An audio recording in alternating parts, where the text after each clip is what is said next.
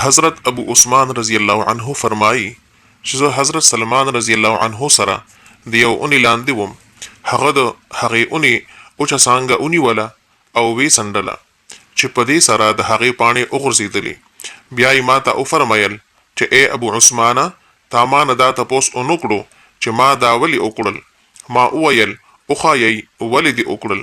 هغوی وفرمایل چې زه یو ځل د نبي اکرم صلی الله علیه وسلم سره د یوې اونې لاندې وم.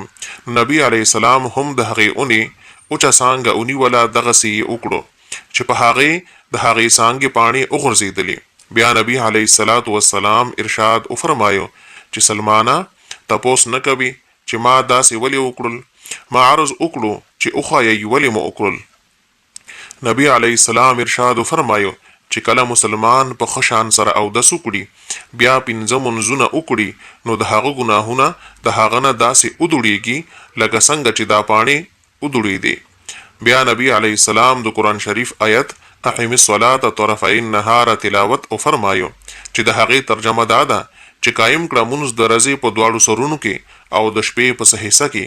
بېشکه نیکۍ لري ګناهونه دا نصیحت ده نصیحت منونکو دپاره.